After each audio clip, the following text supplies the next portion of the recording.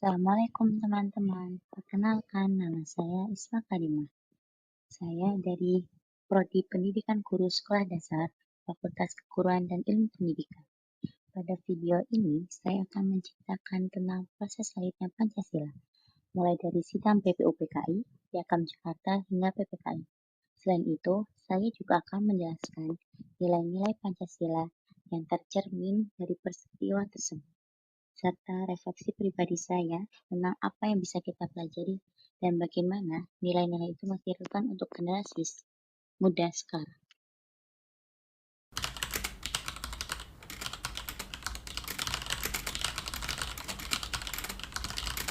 Setelah Jepang menjanjikan kemerdekaan bagi Indonesia pada masa pendudukannya, dibentuklah sebuah badan bernama PPUPKI, singkatan dari Badan Penyelidik Usaha-Usaha Persiapan Kemerdekaan Indonesia.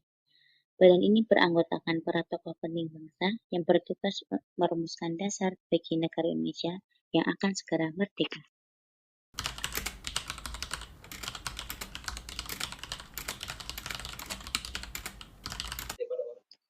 Sidang pertama PPUPKI diadakan pada tanggal 29 Mei hingga 1 Juni 1945.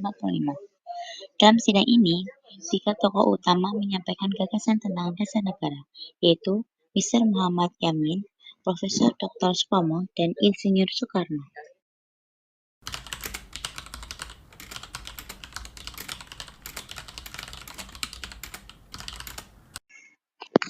Puncak sidang ini terjadi pada 1 Juni 1945, ketika Insinyur Soekarno menyampaikan pidato yang kemudian menjadi sejarah penting bagi bangsa Indonesia. Dalam pidatonya, beliau memperkenalkan 5 prinsip dasar negara yang beliau namakan Pancasila. Kelima sila itu kemudian menjadi cikal bakal rumusan dasar negara Indonesia yang kita kenal hingga saat ini.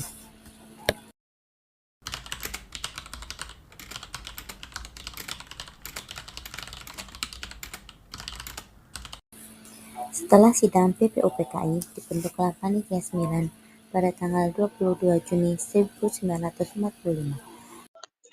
Panitia ini bertugas menyusun naskah pembukaan Undang-Undang Dasar 1945 yang kemudian dikenal sebagai Piagam Jakarta. Awalnya, sila pertama dirumuskan sebagai ketuhanan dengan kewajiban menjalankan syariat Islam bagi pemeluk-pemeluknya. Namun, setelah Indonesia benar-benar merdeka, muncul kekhawatiran bahwa rumusan ini dapat menimbulkan perbedaan di antara umat beragama.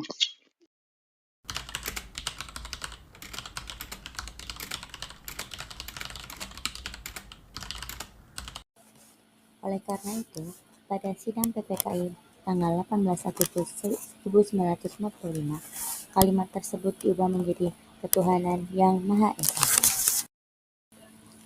Dari seluruh proses tersebut, kita bisa melihat nilai-nilai luhur Pancasila yang benar-benar hidup dan diterapkan oleh para pendiri bangsa.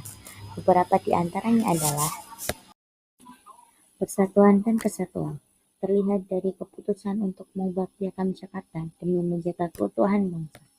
Musyawarah dan mufakat, karena semua keputusan diambil melalui diskusi yang mendalam, bukan dengan paksaan. Keadilan sosial, karena tujuan akhirnya adalah membentuk negara yang adil bagi seluruh rakyat Indonesia tanpa memandang suku, agama, dan golongan. Dan tentu saja ketuhanan yang Maha Esa yang menjadi dasar moral dan spiritual bangsa Indonesia.